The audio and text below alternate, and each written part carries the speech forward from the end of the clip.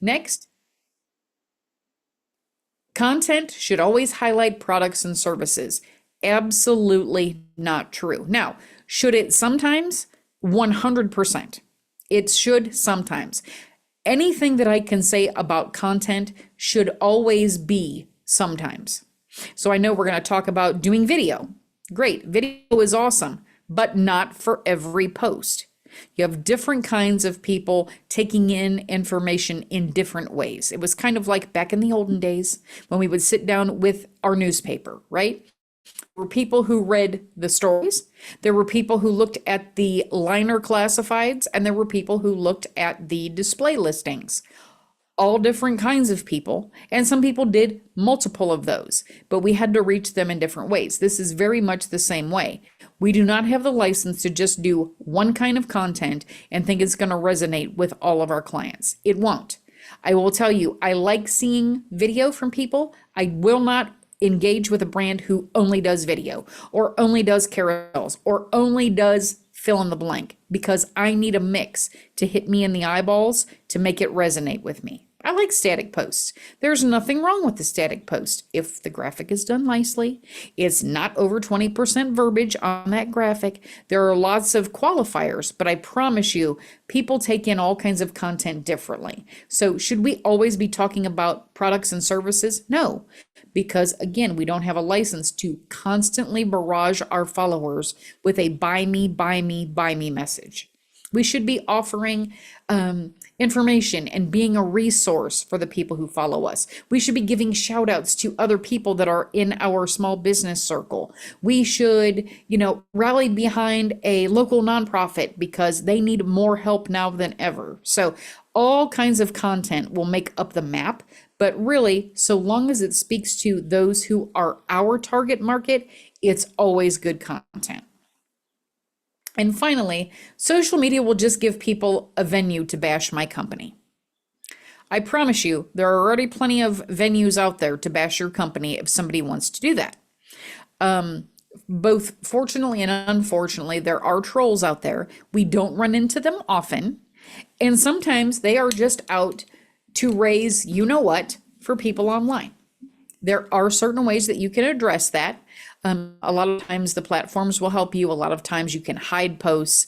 If you get a not so great Google review, a lot of times Google is not really helpful, I'll say, when it comes to removing reviews if they feel that it's a fair review. But I don't know about you guys. I have run into clients and have experienced myself in different positions that I've been in, getting reviews that were absolutely not in regard to my company. These people were not former clients, or worse yet, I will give you an example. I worked at a regional mall and we had somebody post about how our escalators were always broken. We were a single level mall. I promise you our escalators were not broken because we didn't have any. Unfortunately, there was a regional mall in a different state who apparently had an issue having their escalators fixed. So I even reached out to Google, offered to send them a blueprint of our property so they could actually see we are a single level. Made no difference. They would not remove the review. So just a heads up, you can have all the proof in the world and it still may not help you. So what did we do? We got on and responded, hey, I'm sorry you had an unpleasant experience at another mall, but fortunately we are single level and I know that wasn't with us. It's all right. So anyone who saw that review, saw our response, knew it wasn't us and they moved on. It's okay. So just remember, if people want to bash you, they will. Social media gives you the platform to negate those kinds of nasty posts and those trolls out there, and also gives you an opportunity to shine out there in cyberspace. So don't be afraid of social media. It's not going anywhere. You're going to have to deal with it. And like the first slide said, it's not a matter of whether you do it. Not doing it is a choice, and it's a choice that people will see and it'll light up like a firefly. So I encourage you, find some way to market your company with social, okay? Now, this is what I call the decidedly non-sexy portion of the program, because we're going to go through some various platforms and their demographics. Now, it's not as exciting as talking about content and what should I post and how often and all of the things we want to jump right into, but this is your base. It's your foundation. How do you know where to post if you don't know who's on the platform?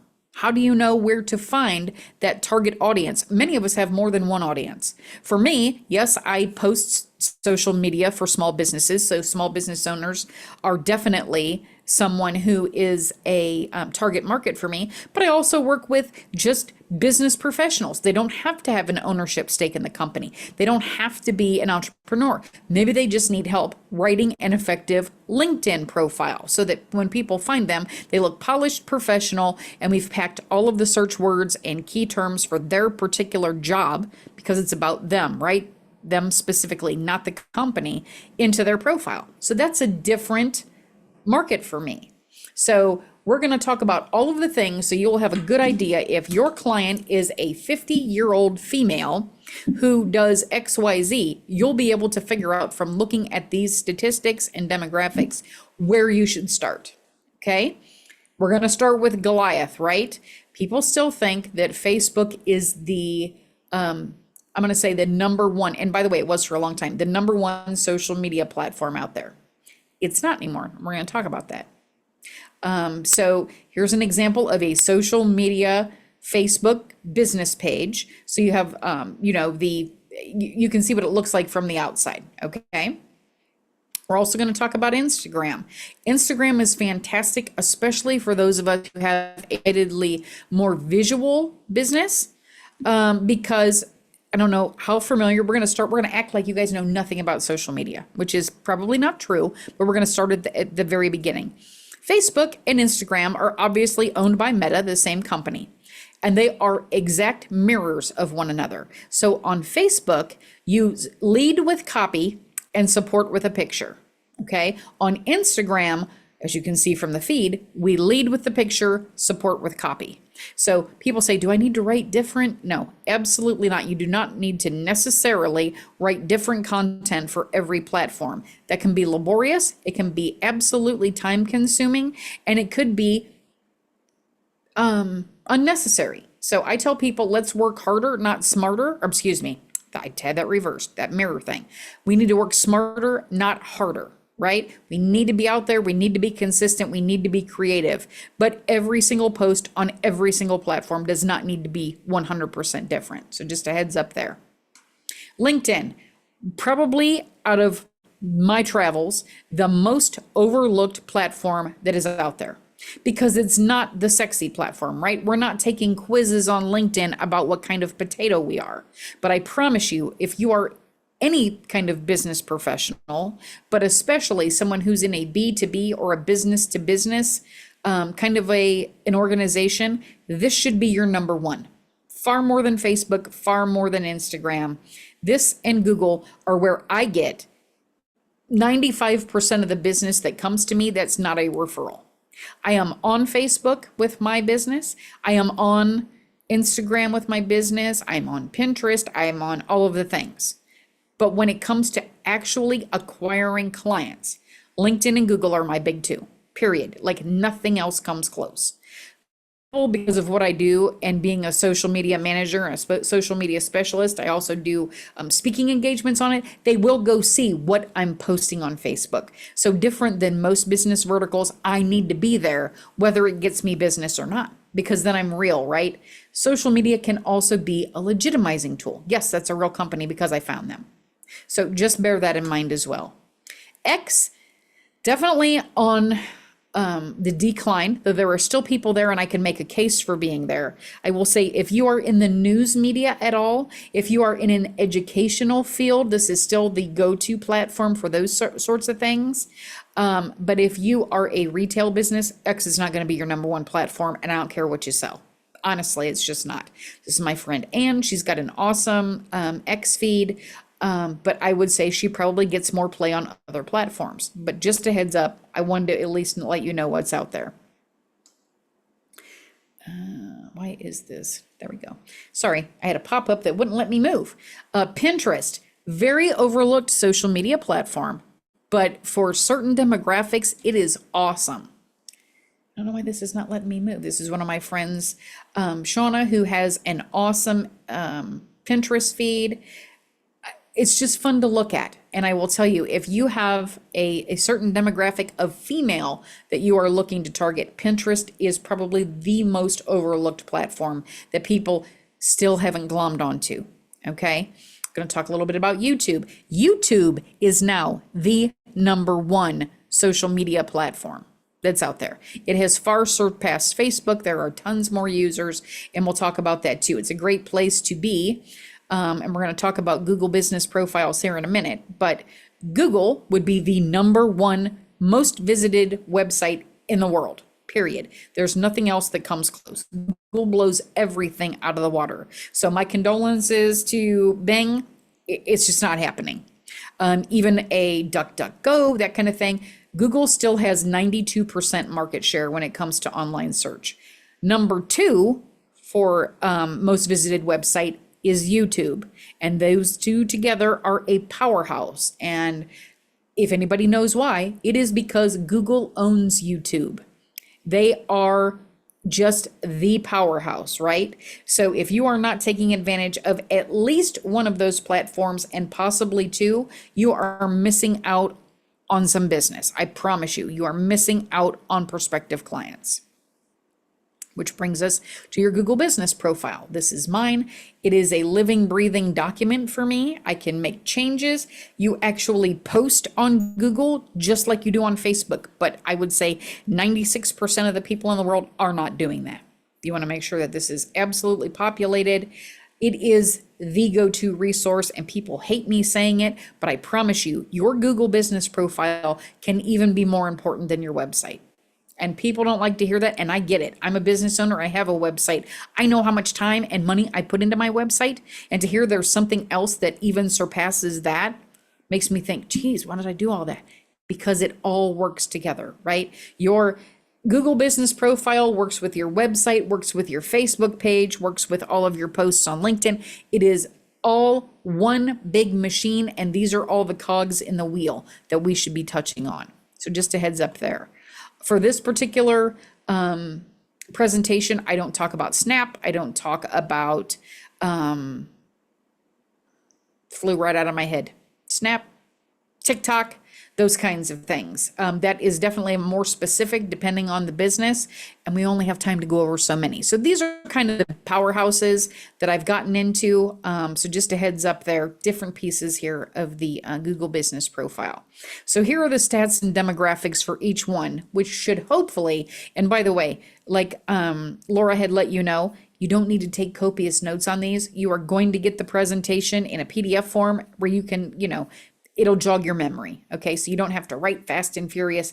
It's all going to come to you in an email later today. So again, the non-sexy portion of the program, I understand this is probably not the most interactive or interesting, but if we don't know where to market correctly, what good are we putting forth when we're spending all of this time and or money pushing out our message? So I want you guys to be able to determine, where should I be? Where should I even start? Okay. So we're going to start with the former Goliath, and I am going to move something here real quick that's right in my way. So Facebook is the most widely used social media platform, with the exception of Google, which has now surpassed it with over 3 billion users. They actually are very neck and neck. It's like 2.5 billion, 3 billion. Either way, they are both huge. Okay. 74% of Facebook users visit the site at least once a day. That is an awesome number. So the chances of you being found or discovered in Facebook is a lot because people are constantly going in there, right? More than 200 million small businesses around the world are currently using Facebook pages. Yes, we should absolutely be in that majority. We need to have a page on Facebook. You notice I said page, not group.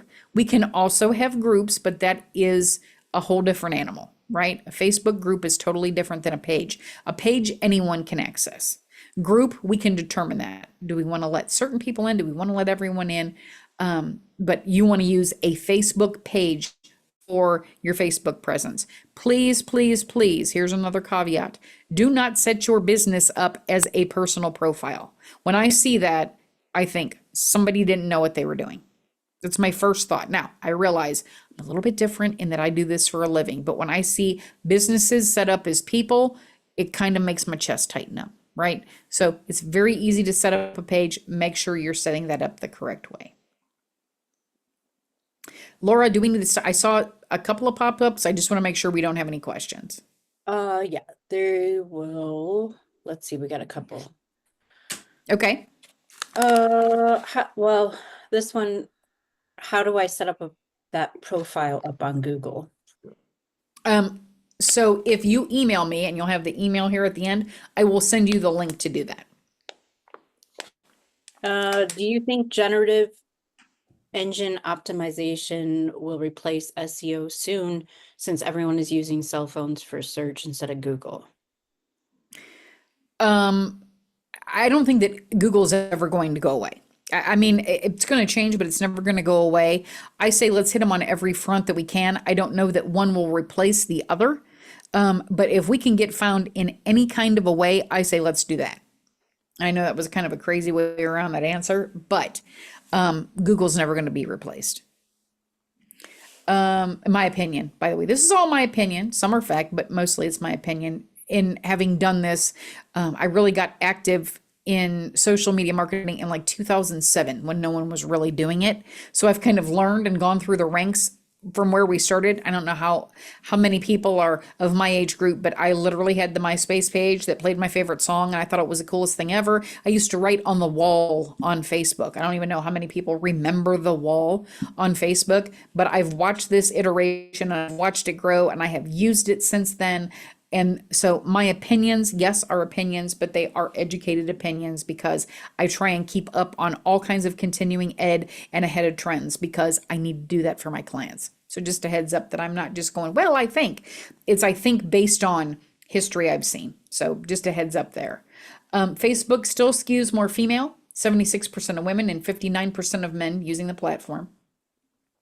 Largest age demographic groups are 25 to 34-year-olds and 30 to 49. So still that 25 to 50 age range, you're hitting them right in the eyes on Facebook. So just a heads up. Kind of important for certain people, depending on what your business vertical is here. 71% of college graduates use Facebook. That's a lot, right?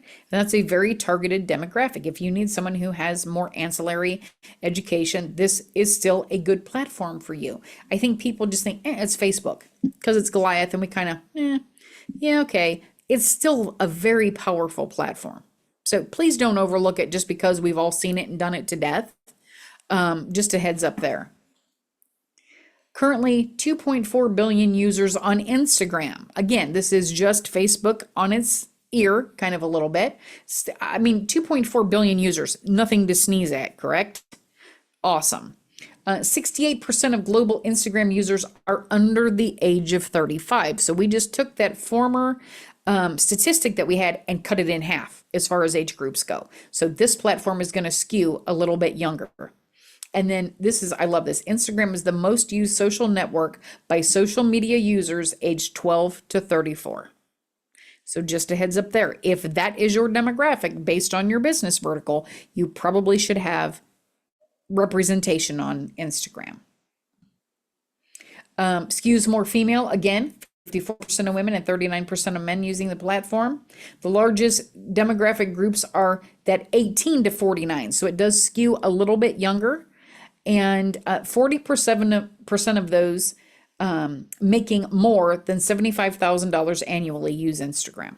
So just a little bit of a demographic. If your particular product or service means that you need that higher income, this at least will give you a baseline. Before I get into LinkedIn, did we have more questions? No? All right, well, we can come back because Laura may be away from her keyboard. I did. LinkedIn. I had to run and answer the door. I'm so sorry. No worries. I've been there. Okay. I've been there. So that's how I knew. Question. I have a food truck that does have static location. Should I post for hours of operation on Google Business Profile? If you have a static location, I would. Make sure they're accurate and make sure that you have all of your holiday hours or times that you will not be there listed, because nothing is going to make a potential client or customer more mad than showing up for hours that you have listed on your Google and you're not there. I think a lot of times people update their hours on their website thinking that people are going to take that extra click and click through. I promise you they're not. I know this because I've done it. I've learned after being burned, and by the way, COVID was a whole special case, but if you know what you know, lots of restaurants were closed on Mondays because of COVID at one point, and not a whole lot of them updated their hours on Google. They thought everybody was just going to go to their website. Lots of people go to Google, see your listing there on the right-hand side, look at all the information that you have there, and that's it. They do not click through. So just a heads up, if you're going to have a Google business profile, you have got to take the time to keep it up to date. It should not be laborious for you unless you're changing your hours all the time. And my question is why? I'm sure you can make a case for it, but just a heads up, keep everything up to date. Okay? Looks like a few more maybe. We do. Can we set up a Facebook business page without connecting it to our personal account? I thought this was required. Please advise. It is required because you need to have an admin. You need to have an admin, and an admin has to have a personal profile. So just a heads up, they still want to know that they are dealing with real people. So yes, you have to have a personal profile. Doesn't mean, by the way, you need to be posting on that profile. Because I know that some people are like, I just don't do Facebook. That's fine. But if you have a business and you want to manage it, you have to have a profile. It's a requirement. And this says, what do you do if you don't have a static location on Google? So you can put in a service area instead of a static location. And some people, like for me, this is a bad example because I actually did not do this, but we're going to use me as an example. Before I had my dedicated office, I was working out of a home office. And some people don't necessarily want to put their home address on a Google listing, right? Here's what I'll tell you. I had my home address on there. I don't know why. I think at that point I didn't have a preference. No one came to my house. No one came to my house looking for social media help. I didn't have any crazies show up, but I could make a case for, hey, I've got kids there, whatever that looks like. You do not have to put in an actual address, but I will tell you this, and then I'm going to tell you the workaround. Don't tell anybody I said. Google does require that every business that goes on their platform is a brick and mortar business. You cannot be an online business. You cannot be anything other than a business that has an actual place. So just a heads up, that is their requirement, not mine that I'm telling you. Does that mean that online businesses are still not represented on there? Absolutely not. They absolutely are, because it's an invaluable tool, right? But that is part of their requirement. So just a heads up there too. It's a question. Are you able to move or share your Facebook friends from your personal to business account? No, you have to invite them. You have to invite them specifically. What you can do is click an invite and invite 1,000 people at a time to follow your page. So it's not that difficult. It doesn't take a lot of time if you want to invite everyone over, but no, you cannot migrate one to the other automatically. Last one for now. Your thoughts and your opinion about Alignable. I would get a LinkedIn tattoo if it were up to me. Alignable is kind of the Bing of the LinkedIn world. I'm not bothering with Alignable. I don't like their setup. I don't like that you see my business name and not my name. I am LinkedIn all day, and I promise you, most people see LinkedIn as their more professional option as opposed to Alignable. I have used it. Trying to invite people is ridiculous, and unless you want to pay big bucks to get more invites. I say if you're going to choose between the two, it is 100% LinkedIn. If you want to do both, that's great, but you can't not be on LinkedIn and only be on Alignable to be successful, my opinion. Okay, I'm going to keep going just so we can get through everything. And again, we will entertain questions as they come in, or you can always email me after if it's something specific to your business. I'm happy to do that as well. But I just want to make sure we get through everything, and I want to be respectful of everyone's time. So LinkedIn, over 1 billion users, 67 million companies are on LinkedIn, huge, and 65 million people use LinkedIn each week to search for jobs. If you have an organization that is constantly on the hire, right here's where you need to be, right? Yes, Indeed's great. They can be expensive. LinkedIn can be costly, but there are ways to do free listings as well. So, and 6 people are hired each minute. That's huge. If I were looking for jobs, if I were looking for a position, LinkedIn would be my go-to over an Indeed, a Monster, that kind of thing. So just a heads up there. Skews more male. This is the first one that we've come across that skews more male. 56% male, 43% female. Largest demographics, believe it or not, this has changed over the years. 25 to 34, still a stronghold. But the next largest is 18 to 24-year-olds. And I would have thought, wouldn't you have thought 35 up? It's getting there. It's pretty awesome. 53% of US adults who earn over $100,000 annually use LinkedIn. So just a heads up there. X, we talked about this, 611 million monthly active users. 73% of global X users are under 35. Again, a younger demographic. But note this. If you're looking for a platform and your clients are in the United States, this may not be it for you because most X users are outside the United States. Just a heads up there. Again, I tell you, unless you are in education, unless you are part of the news media, X is not going to be your number one platform. It's just not. And that's, these statistics hold up that fact.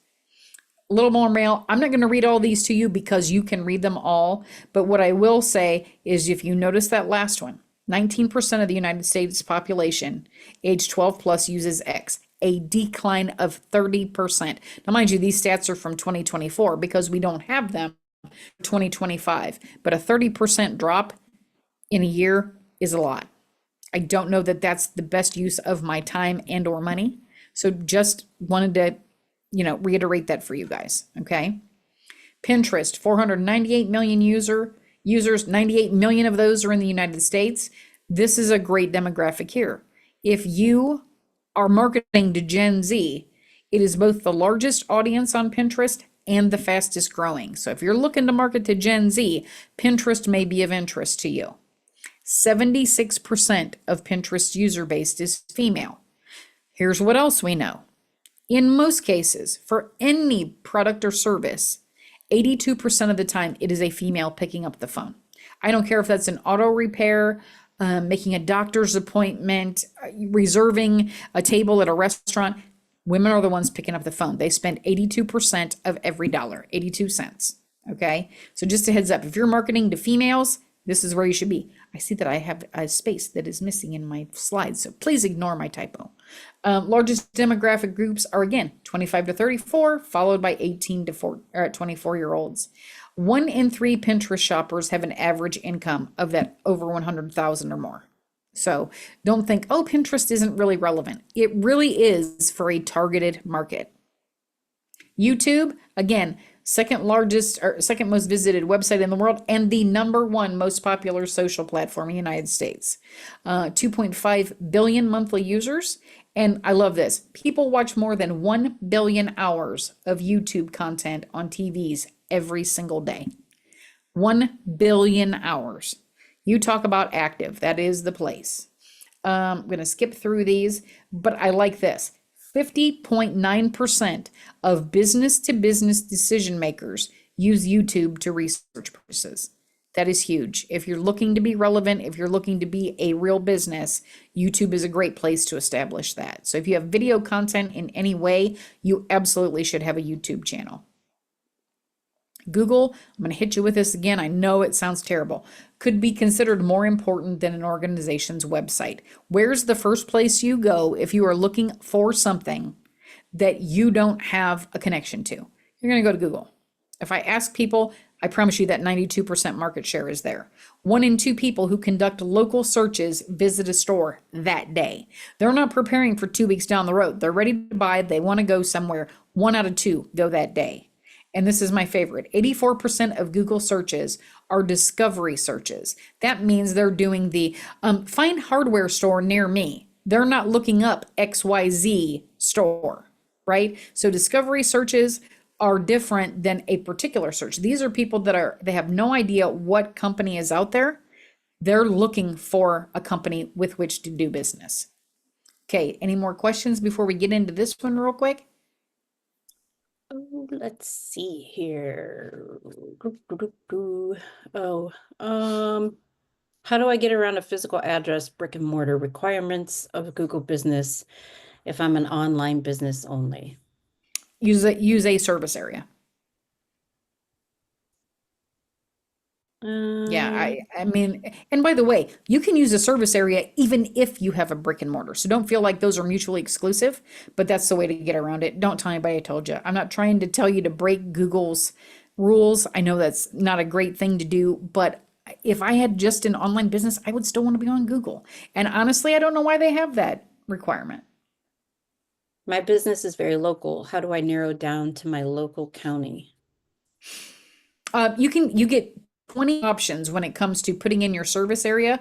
Put in your 20 closest locations, or the cities that are nearest you. That should let people know that your circle is pretty tight. Some people don't have, they have a product that people are only willing to drive 5 minutes for. I tell people just get as targeted as you can. And by the way, your county can count as one of those. So for me, I can do my business in Aruba. So I want that wider net thrown, right? I still only have 20 options to put in cities. So I tend to put ones that are closer to me in case people want to meet in person. But yeah, the closer you hone it, and by the way, just because you can use 20 doesn't mean you have to. Many of us would love more, but don't feel like you need to fill in every slot if it's not applicable to you, right? And in the service, excuse me, hiccup, in the service area realm. To avoid toxic politics on X, do you believe Blue Sky is a better alternative? I would real quick if we could do it, I would do a survey of the room. How many people have heard of X and how many people have heard of Blue Sky? It's kind of that LinkedIn versus Alignable. I'm going with more people. And I will tell you, everything in every place can be toxic when it comes to politics. By the way, do not be posting anything political on any of your platforms unless you want to cut out half of your target market right away. Unless you don't care that you're doing business with them. And we're going to talk about social issues here in a little bit. So I'm going to zoom through a few more things and then we'll take some more questions. Does that work, Laura? Okay. Yeah, I don't want to, we're at 20 minutes out and I just want to get through everything and then we'll have all the time for questions. Okay? Actually, before you move on, one Yeah. last thing that connects to a previous Sure. question. Someone Sure. asked if you could clarify service area.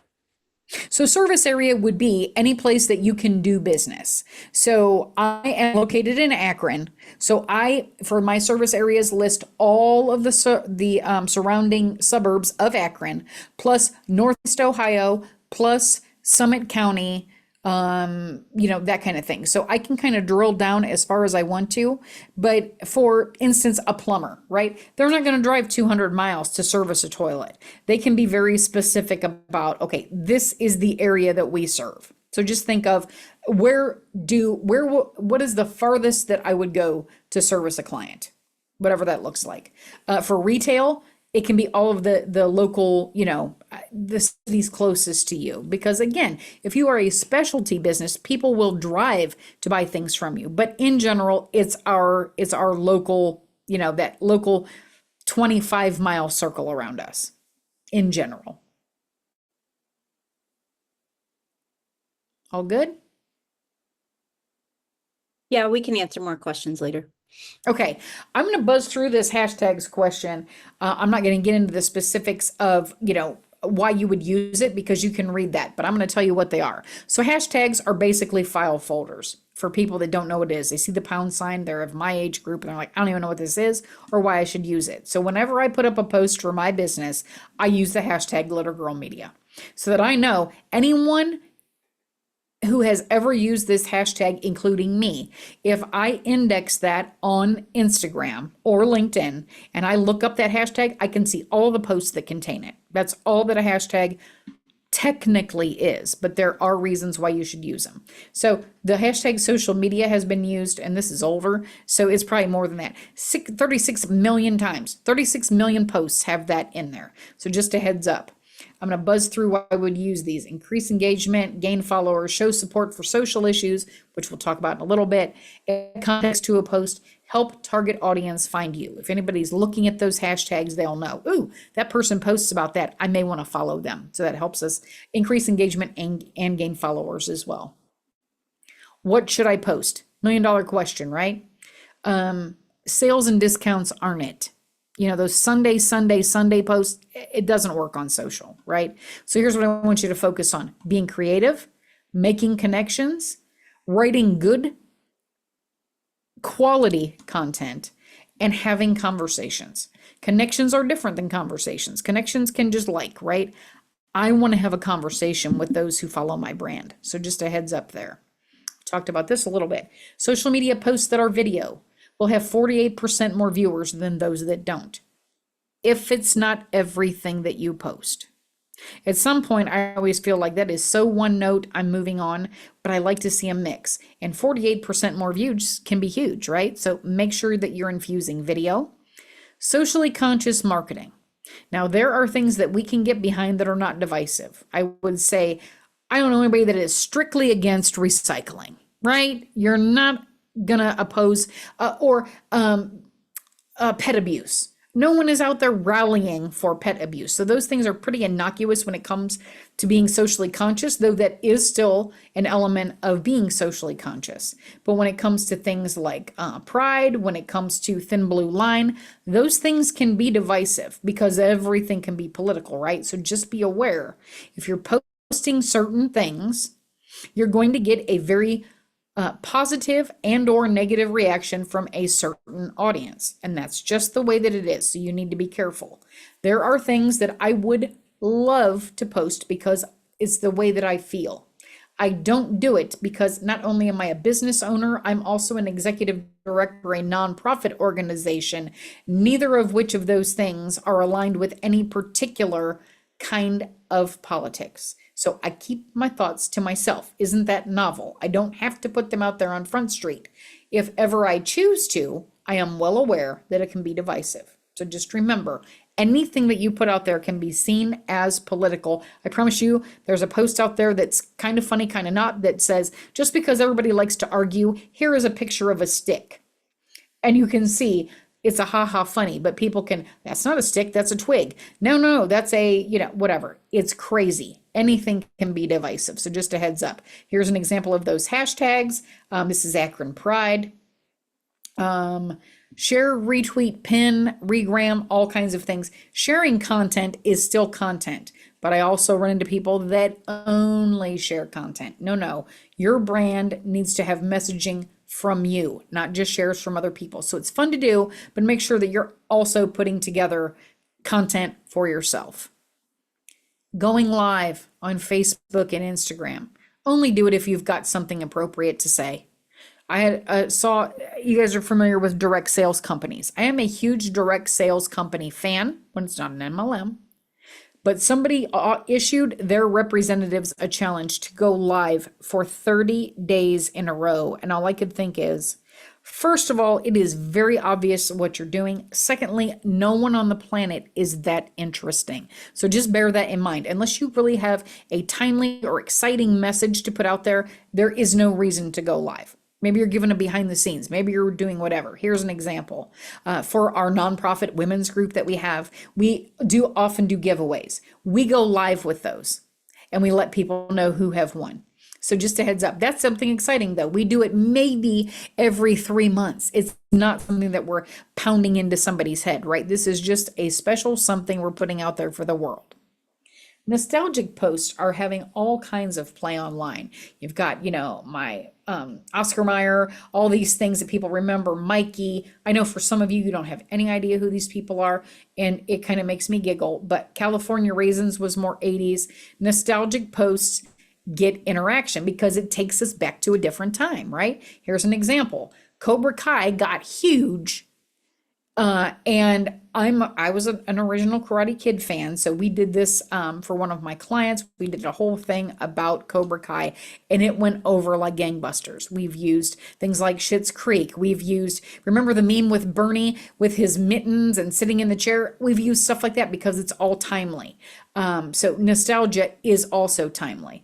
Here's a great example. Does anybody know what product this commercial was for? And believe it or not, Backstreet Boys are now nostalgia. Can you believe that? I was a New Kids gal, so this was a whole generation after me. This was for Downy Rinse and Refresh, and you can almost sing the commercial because it was on every 5 seconds. But that took a certain demographic back to a certain time, and it was a very effective commercial. So just another example.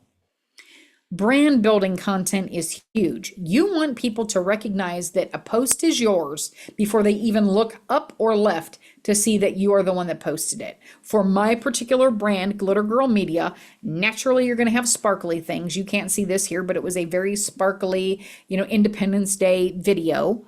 I am a huge music fan, specifically Dave Grohl and Foo Fighters. So you're going to see a lot of music posts from me.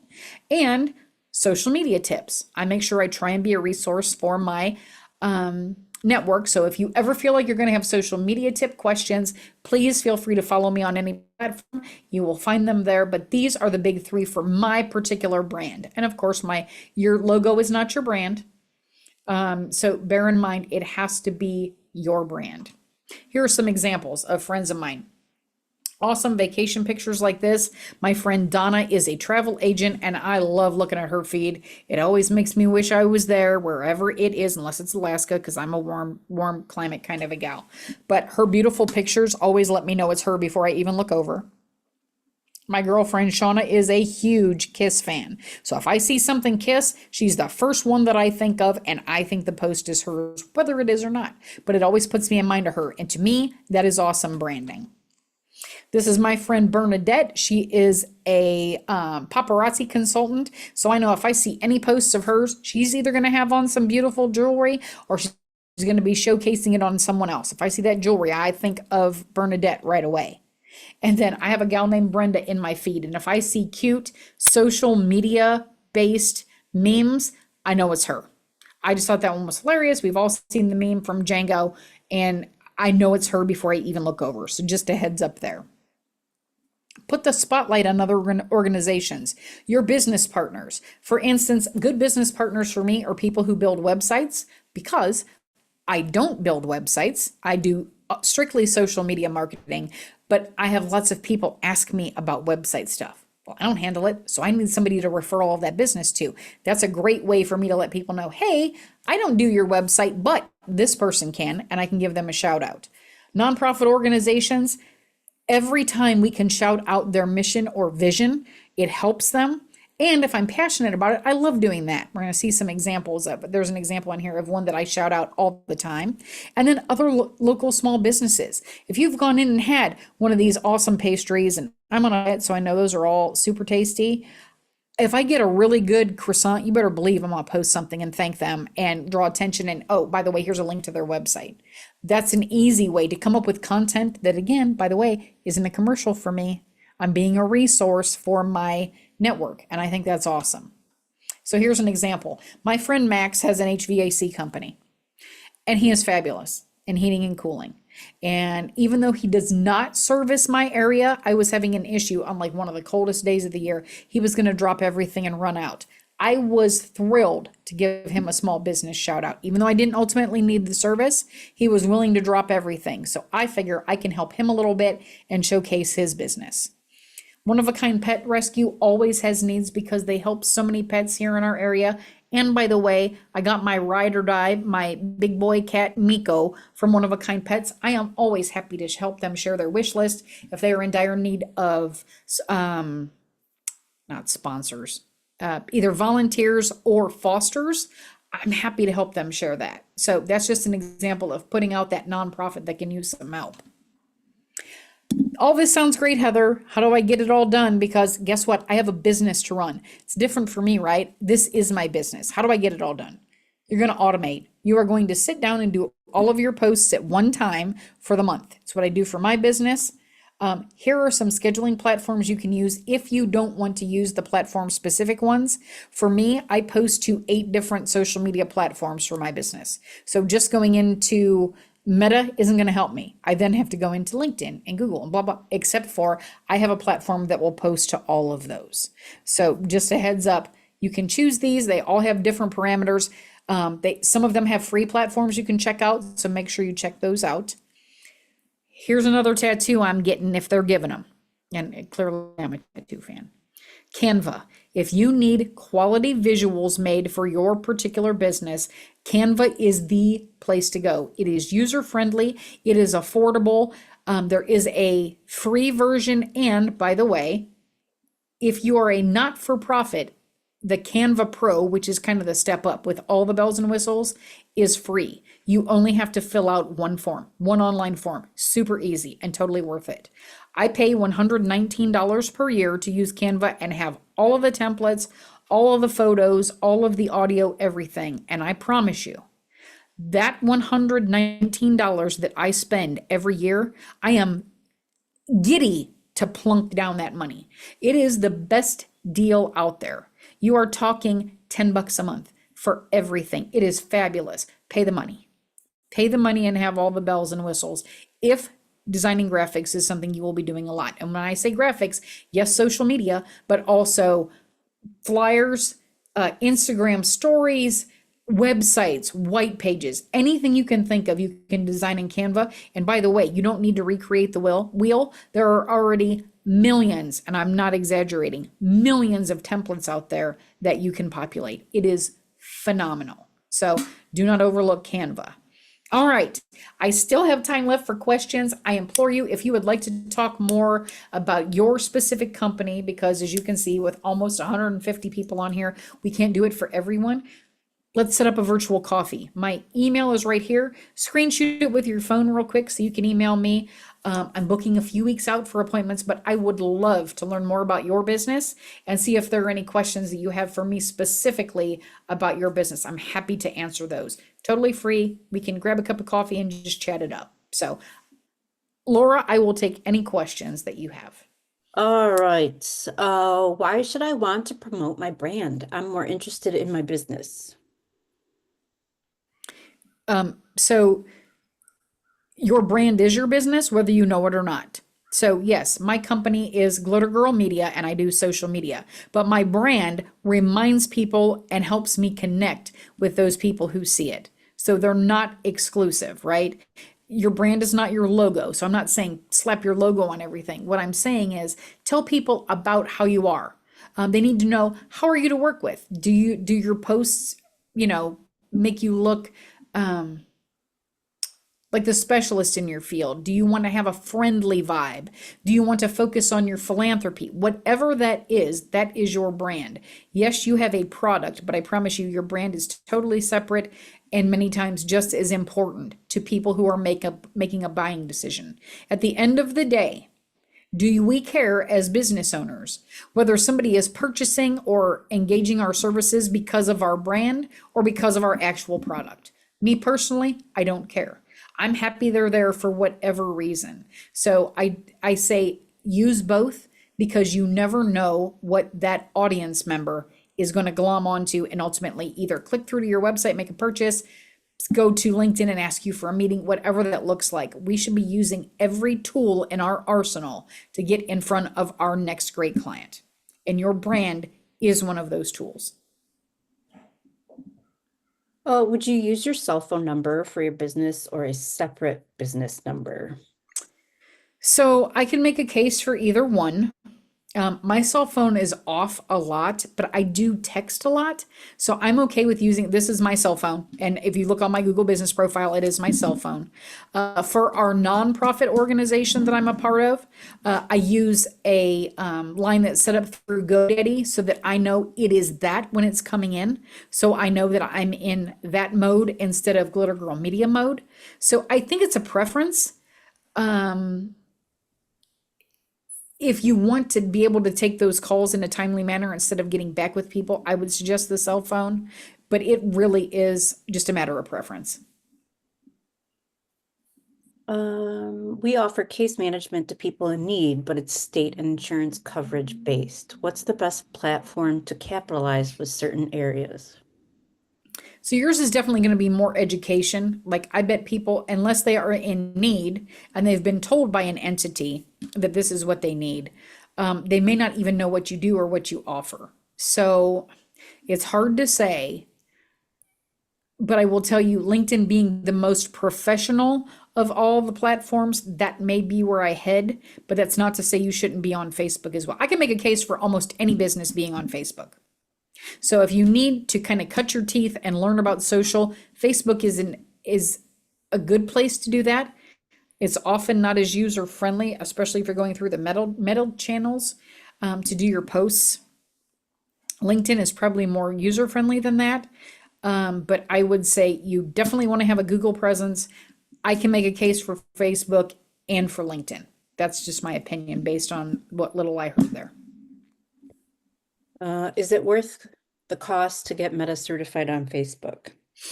It depends on what kind of business. And I will tell you, for certain business verticals, it is extremely hard to get Meta certified. I will tell you that is a great lead generation tool. I know a gentleman who was at one point, and we just talked about this, I promise you, within the last 3 hours. It's funny you brought that up. He does garage door services. So he will install them, he will fix them. And because of a glitch with a partner who was in, he actually lost his certification on Meta, or excuse me, on Google, and is having a very difficult time getting it back. And he said he has absolutely noticed that the number of leads has decreased exponentially. So if you can, why not? I would do it. But again, it is an investment. So just bear that in mind. But for him, for me, it doesn't make sense. Personally, because people are either looking at my reviews, they're getting referrals for me. So for me, it's not any hoop that I've jumped through, but I am certified on LinkedIn just as a professional, so they know it's really me, especially since I work out of state a lot. So just a heads up there. It's a great question, though. What platform is good for 55 and over? You're going to still see a lot on Facebook. I would say Facebook is the common denominator because guess what? That kind of puts us in the sandwich generation of, yes, I've already raised my family, and yes, I might have grandchildren or I'm coming into that time. Grandmas and grandpas are still on Facebook looking for those opportunities. But I promise you, my mom is closing it. She'll be 70 this year. God love her. And she is on Facebook. She is on LinkedIn. Google is the one that I will say, I don't care what your business is, what your product is, you have to have a Google presence. That there's no question. And either take some classes on how to optimize your Google business profile or hire someone to optimize it for you. I promise you that investment makes the difference. It's because you've got one shot. When people are doing a search, they're not going in and searching 10 times. You got one shot at it. And you want to make sure that when there's a ranking, that you absolutely come up in that ranking. Do you have an opinion on video equipment, camera, microphone, to get started on YouTube? Nothing expensive. I am not a big Editing one on, software. yeah, just bear this in mind. You can use Canva to edit. So, you know, I'm a Canva fan. I will say, to me, I don't know how much you guys use your cell phones for cameras. They're awesome. I remember when the quality on there was just terrible, and we still loved it because it was in our hand, right? Our cameras today are crazy. So just bear in mind, we're not doing a Peter Jackson movie. This should be it should look nice and it should be high res, but it does not need to be a full on movie production, right? So I would say get on Amazon when you're looking for microphones and just look at the reviews, right? I don't know that there's any great, I will tell you mine was not super expensive, but I need it so that when I'm on these, I sound clearer. So I don't have any, I have, well, right now I have an iPhone 14. I'm getting my upgraded 16 Pro Max this week. iPhones are killer. When it comes to pictures, I've had people that have taken pictures for me and they're like, I have never seen pictures that clear. So you don't need to come out of the pocket huge for that sort of thing. Ring lights are good. I mean, everything seems like it's pretty um, I would say inexpensive, and you can still get a good product from it. Dun, dun, dun. Is it best to post or use the story feature? Um, I like to schedule ahead. I generally use just a regular post, but mix it up. Mix it up. Do A/B tests. Try similar types of post and post them just as a static post, and then other times post them as a story. See where you're getting more feedback, more interaction, more likes, comments, shares. Just be mindful of that. Not one thing is going to work all the time, right? And it may work today and it won't work tomorrow, and you just never know. And sometimes I write what I think is a banger of a social media post and it is crickets. And then I post something just kind of like, I need one more thing, and I post it and it goes crazy. So the only way to know these things is to actually do the research. Post them and see what happens. It's going to be gone tomorrow, but you can learn from what we've already posted. How do we get people directed to our website to make sales using socials? So you're going to have a call to action in every single sales post. Your website should already be on every platform so that if they see something that they're interested in, they know to click through and go to that website. But a lot of times, invite them to go. Hey, go check out this, and here's the page, and here's a link. Right? Are you putting on your Google business profile? Are you listing all of your services? Are you listing all of your products with a link to your page? I'm telling you, this can take hours and hours and hours to perfect. But all social media are arrows pointing to your website. That is all social media is. The one that's a little bit different is LinkedIn, in that we're not necessarily trying to get them to go to our website, though we would be fine with it. We're trying to get an in-person meeting. But at the end of the day, we love these social media platforms, but guess who else is there? All of our competitors, right? We need to get them to our website. So if they're ready to make a buying decision, guess where they're at? Guess who's not on my website? Any of my competitors. So if we can convert them from any social media platform to our website, for me, that's a win. Hopefully they make a purchase, or hopefully they reach out to us. But if we have moved them through the funnel from social media to our website, that is a win. Do you know of any drawbacks to using Google Voice for your business phone, etc.? I do not. It is not something that I use a lot because that's just not my client, and my clients aren't using that. So I'm sorry, I don't know more about that. I would Google it. There are people out there that is their focus. So I would check out and see what they say. It's not a function that I use a lot. So it's nothing that I'm super schooled in, but I'm sure there are places out there that will give you a breakdown of pros and cons, because I think there's that for everything in the world.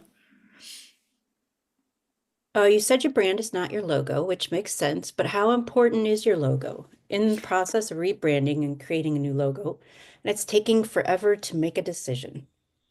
I don't know if you're having someone else do it or if you're doing it yourself. I will tell you, the number one amount of money that I spent for my brand was on my logo and all of the ancillary things that come with that. Because to me, it is huge. I want a particular vibe when people see my stuff. And I will tell you, you can see my logo here on the screen. I told her, I love retro. I want my vibe to be, doesn't have anything to do with my service. I want my vibe to be Jetsons meets Bewitched. And she nailed it. If I tell you those two things and you look at that profile or that logo, I promise you she nailed it. And when I saw it, it was immediate. Because God love her, she's an awesome, she's the best graphic designer I've ever seen. So if you guys need one, I'm happy to recommend one. She gave me 12 options and I wanted to choke because they were all good. However, that one jumped out at me. And from now on, because she did our logo for our nonprofit as well, and I told her specifically, I want 3 choices. I don't need 12. You don't need to spend that kind of time. But each time she sends them to me, I know which one right away because I know the feeling that I'm trying to convey. Do not get on Fiverr and pay somebody a couple of bucks. This is the face of your business. Make the investment. Make the investment. I think, how do we get to the top of Google? Great question. And that, I will tell you, we need to work the Google algorithm, right? Here's the problem. Last year, Google changed its algorithm 300 times. So, unless you have that all figured out, and I promise you, no one in the world has Google's algorithm figured out, including Google, what I will say is concentrate on creating a good Google business profile and being active on there, meaning you're posting to it, you're updating your hours. You are in that profile working on it or making changes at least once a week because Google looks to see how active you are. Any posts you put up are archived after a week, so they are considered old. Make sure you're posting on there at least once a week, that you are searching for and getting Google reviews from your clients, because every time you get a 5-star or 4-star positive review, that moves you up in the ranking. And make sure when you get those all important reviews that you are responding to them, because that response also lets Google know that you are on there and active. And like any good coach, they want to reward those of us that are playing the game the way we should. By doing all of those things, you will move up in the ranking. There is no, I can get you on page 1 of Google. There is no page 1 now. It's a consistent scroll now. So all we can do is the best we can do to try and get to the top. By the way, if you're not doing paid, you will never be at the top, because those who are paying for Google ads are going to be at the top. That makes sense, right? Google likes to make money. I just don't want to pay them for it. And I work my profile enough that I'm still at the top without doing all of those things and spending money. So just be active, get those reviews, use a QR code. Anybody that you're doing business with, send out. And by the way, we will have a program coming up, Laura will attest to this, that is strictly on Google. And we talk about those kinds of things. So, and before we go to the next question, if there are any, I just want to let you guys know, we have our next workshop, which is creating a social media strategy with all of this stuff that we now know. That will be on Thursday, April 10th, same time, 11 a.m. Eastern Standard Time. Please feel free to join us. All of the workshops are free. We would love to have you, and there'll be more questions that we can answer there. All right, I think I have one last question. I think we're all caught up. So, Okay. interesting topic. What social media is most important for a nonprofit? Rehabbing a historical theater and trying to engage in a capital fund drive. Is LinkedIn important for this? It is, and I will tell you, LinkedIn is very important because I'm going to give you 3 reasons. First of all, it's the most trusted platform. Because it is business, people tend to trust it more. When you're asking for donors, they need to know that they're donating to something that's real. Number 2, because of the level of professionalism, this is going to be a great place where people with that extra income to be donors, or specifically organizations that can be donors, are on LinkedIn 100%. And 3, I just lost my train of thought on that third one. Professionalism. Hang on. It'll come to me.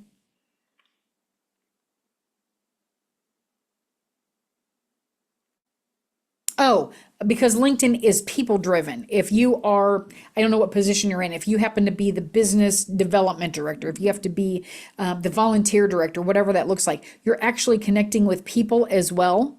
So you can reach out and say, hey, you can reach out to them specifically. If I would love XYZ company to come on board and be one of our sponsors. You have an opportunity to use the search elements on LinkedIn, find the correct person, and then reach out to them specifically. So it's totally different than a Facebook or an Instagram that is more passive. You can 100% be active and proactive on LinkedIn, where you don't have necessarily that capability on Facebook. I knew I had a third one. All right. There was a question earlier. So about a social media specialist. So at Akron SCORE, we have a couple people that are into marketing and social media, but we do not have a Canva specialist. Somebody asked specifically. So we do have, Heather and I are going to do a workshop. I can't remember when though, Did we Heather. schedule that one yet? We just know it's coming. I think it's Let me look. Did I put, May I or usually am June. good about putting it down. Let me I look. know. Is it May or June? I'm looking really quick. I don't, hold on. April is social media strategy. Canva was in December, so it should be June again. We'll be doing a Canva Okay. one. All right. And that's So a fun one. I hope Laura liked that one, but that was a fun interactive. it was. Yeah. It was. All right, everybody, this was such a good session. Thank you for joining us. Just to be clear, you will be getting the slides and the video from me later today. Awesome. And ladies and gentlemen, don't forget to reach out if you would like to have a Yeah. virtual coffee. I love learning about the small businesses are out there. And actually, I learned quite a bit from you guys, especially with the questions that you ask. So I'm happy to put out that half hour and answer anything and kind of be your go-to resource. And by the way, if you enjoyed your time and want to leave me a positive Google review for Glitter Girl Media, I always appreciate that. All right, and I can also link, I'll put the next time for our next workshop, the next one that we're doing, April Yeah, 10th. April I'll 10th. put that, a link for you guys to register for that as well. All right, everybody, it's almost Friday, so have a good weekend. Thanks again for joining us. Bye, Awesome. Heather. Thanks, you guys. Go out there and make Bye. it happen.